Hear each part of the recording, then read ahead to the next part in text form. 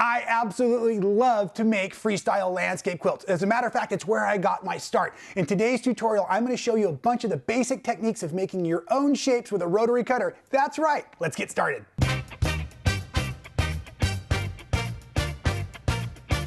You probably recognize the quilt on the wall behind me from our Eagle over Alaska tutorial. Now that was a specific pattern, but I want to point out some of the elements, so just go ahead and kind of look past the eagle into the trees and the mountains and the rocks and everything. I want to teach you all how to do that kind of on the freestyle. As a matter of fact, I'm even using the exact same fabrics from the Eagle over Alaska kit, so you can see what it looks like without the eagle, and it's still available, of course. So, a couple of things I want to point out. In my stack of fabrics themselves, to make it super easy for the creative process, I put my Heat and Bond Feather Lite on the back of all of my elements. So you can see my colors here.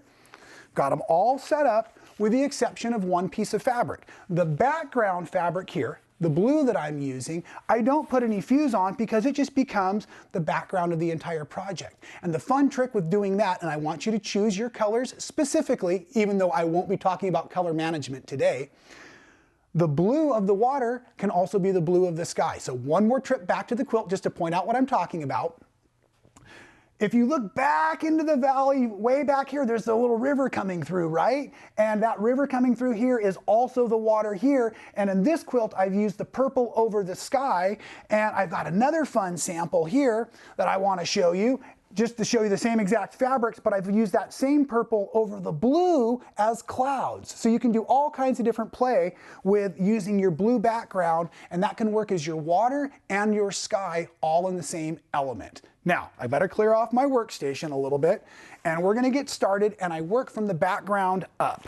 So what I wanna show you first is how to make our mountains with our snow caps.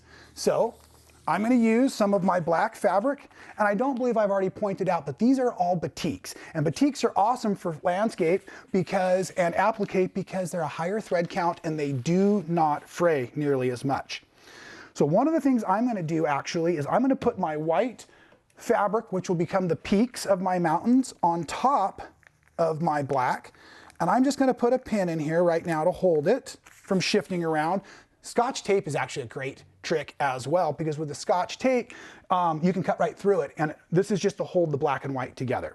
So now what I want to do is I want to approach this the way I'm going to really cut it. And I'm going to start over here on one end. One of my tricks on the mountains is I always start from the edge and I start to head up over the top of the mountain, and then I come back down and I start to form. And I'm going to cut past this snow, right? So you can start to see that that would form a snowy peak on that mountain. And I'm going to do some pretty basic shapes today. The more you work with this, the more elaborate you can become. Come back up in here. And I also want to point out that none of our scraps are waste. These can be used as another mountain in just a few seconds if we need, right? So I'm going to set that one aside, and I'm going to continue to keep cutting my snow caps. You also might be wondering, hey, what is that clever tool that you have in your hand there, Rob, and why does it corner so well? Well, funny enough, this is called the Shark Applicutter, and I actually invented this over the last several years to do this exact trick. It's a 14mm blade, which makes it very easy for the curves and the cornering, like you just saw me do. Now, I want to set these aside also. And the bottom of my snow doesn't look like the snow behind me, so I need to give it a little character too. So again, I'm just kind of rolling my cutter through here. And basically my one rule of thumb when doing applique is no straight lines, okay?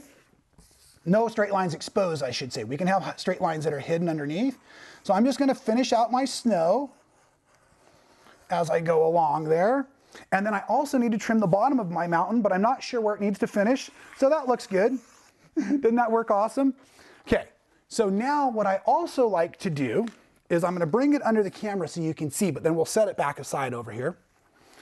While I'm building, I have my base and I have something like batting or an ironing board underneath it so that I can then go ahead and start to take my mountains and I can just put them in. So what I do is I build an element and I set it into my project, build an element and set it into my project. For example, I've been doing a little bit of pre-cutting as well. I've also made some of these shapes that look like clouds or wonderful fog or something that would be coming in behind the mountains here. So let's talk about how we make those next. So let me move this out of our way a little bit so I can keep developing the elements. Sorry, I just love this so much. I kind of forget that you're watching me do this right now. This is really my happy place. Now, here comes that fun purple, kind of light lavender, kind of like clouds. There's a couple of easy ways to do this. You can actually see some of my remnants from before. The easiest cloud or wispy line to cut using a rotary cutter again is kind of an S curving up, and then you just take that cutter and you just roll backwards actually. And you kind of make almost like a flamey shape. And I like to do in a couple of little loops, and that makes something like that, but that will park in behind a mountain very nicely over time, so that straight line I created can be hidden. The other kinds of clouds I like to do, like I said, you can see the remnants of one that I made behind me. I'll do that, and I'll come across the top with a really little wispy line, but I want a bumpy top of my cloud, like yay. But then the bottom is kind of where the vapor trails of the cloud kind of run out. So you still want a nice soft edge that goes, so you can run something like that as well, and it looks more like a fun, fluffy cumulus cloud. And of course you can use combinations of the two in your landscape as well, okay? We've got our clouds, we've got our mountains, we've got our snow caps. The next thing I like to do is I like to build a background of a mountain, a foothill. I usually use a green fabric. I'll usually use the darker of the two if I can. So I've got like this big green right here. And what I'll first do is I kind of just look for what would be my mountainscape. One of the things that's cool about this tool is the back end works like a hero marker. So if I wanted to test something out, I can actually use this, and you probably won't be able to see it at home, but I could actually like score a little line on the back of this, and it leaves a little bit of kind of a, basically what it does is it's flattening down the fiber. And so I can see this trace line, so then I can come in here and I can cut. And that works really great when I already have elements on my quilt and I want to be able to draw on the top, because if you draw on the back, everything's reversed due to the due to the fusible web. So now I've got this wonderful mountainscape that could fit in this way. But what I like to do is add a little bit of character along the top, and I cannot do that with my scissors yet, or excuse me, with my rotary cutter yet. I do it with my little scissors. And then that's fun. What you really want to do is just spin your foothill around. And now I'm going to come in here, and I'll just do a few, because if this part takes quite a while, but I love it. I come down and I'm going to cut in what would look like little teeny tree shapes in the background. The best part about this is what you want to do is you want to make yourself a really strong cup of coffee. And then you start trying to cut a straight line, and you'll get these wonderful wiggly lines because of all the caffeine in your system, and it'll look like these fun little trees up on the top of your hillside. Now, what we're really doing is we're building perspective and character into all of our shapes. And you just want everything to kind of look organic. So that means nothing is ever exactly the same as what you just did before. Okay, now this might be a little hard to see. I'm going to lay it down on my mountain range, try to slide it under the camera for us, but I have a feeling this is going to be a bit of a disaster. There, maybe you can see it a little bit better underneath the top cam for you, and that forms this wonderful mountain in the background. But I also have a little bit of this river valley that we could start to create as well. How do you fix the river valley, Rob? You're probably saying. I'm going to leave this here. I'm going to work around it. I think I can do that. I'm just going to slide it up a little bit, because it's the same kind of cut. What I do then is I bring another chunk of this back in here, and I figure out how is my river going to run. And you can see I'm actually using the extra piece of fabric that I had. So now I use that same hero marker technique, and I come up and I say I'm going to make my foothill like that. Now I can lay this down.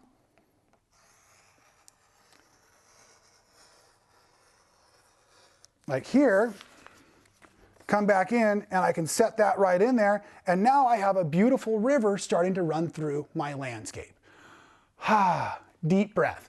Okay, now, the things you do in the background due to perspective, are a little bit more blurry, kind of like these eyes of mine nowadays. They're a little bit less accurate, a little more generic is what I'm trying to say. So those were all basic, easy shapes to make. Let's start talking about some of the intricacy of our trees and our rocks and things. So I'm going to try to once again slide this over here. You're getting the idea. I know, I can feel you at home smiling. Okay, so let's talk about some trees like this first. I generally will go to a little bit lighter than the background fabric than I was using. Okay. And then a lot of times my trees will get a little tall if I'm not careful. So you notice I'll actually take and just remove a strip of fabric so that my trees don't get much larger than my project. Now the trees are going to work very similar to those vapor trails in the clouds and stuff. Often I'll start at what would be the bottom of my tree. And then I'm going to take my cutter and I'm going to come into the fabric and then back out. See the triangle I just made, or the little wedge shape? Now pine trees get a little smaller as they grow, so you notice that I'm taking a cut in a little each time. And if you cut a little bit into your applique, it's okay, because it all has the fusible web on the back. So you can just shape these as you need, okay? Now I come to the other side and kind of duplicate. And you don't have to cut each one individually. You can certainly do it in this fun rolling motion like this. Okay, now you have that tree. Isn't that easy? Now, even better than that, you already have half a tree made on the other side. Watch this. Just spin this around, and now you've got half your tree already developed. Now you come back over here a little bit wider than the first one so that your trees look like they were not all planted from seeds that were from the same source, right? And now we've got another tree and another tree. And these trees we start to lay into our background as well. Right? And then I'll also use some of my lighter colored trees and I'll start to build those up into my landscape. One of the things I do want to point out, I keep showing you the back. The paper is still on my Fusible applique shapes because it is so much easier to cut and trim if the paper is on. So I do not take the paper off like I have on this one until I am sure that the applique piece is going to be just as I want it shaped. Okay? So again, working from the heavens down, we've got our sky, we've got our mountains, our snow, our background hillside, our foreground trees. Another thing I like to do is I like to do really basic rocks. And so you can see here are a few really simple shapes of some rocks. I think the key to doing rocks is using a couple of different shades of fabric so I can lay them on top of each other and give them some character like you see here. Okay, you can obviously assume how easy rocks would be to do. So let's grab one of these pieces here. But I want to show you yet another trick if I can. So let's start with the rock itself. And I'm just going to come, and these are really rounded shapes at first. Real easy cuts. Now, of course, a rock doesn't often shape out that way, so I want to take the bottom down. Now, what I want to teach you here is, let's say this rock, let's bring our landscape back into frame here if we can. We won't bring much of it, we don't need much. Let's say this rock is sitting down here at the bottom. Well, a straight line is no problem for us. But if this rock needed to sit along the water line or something like that, that straight line is going to drive us nuts because we know that the water likes to ripple along inanimate objects. So the way I fix that is I take the bottom of this, and I'll usually actually use my scissors, and I go along that straight line, and then I make this cut where I go into the shape, a little curve, and then I come back out of the shape. Okay, and I'll probably do that again on this side, or excuse me, this size of a applique piece. And then what happens is when I lay this along a body of water, now it looks like the water is rippling along the side of the rocks. So join me back at this landscape. Let me see if I can point out a few more of these things in a little bit more detail.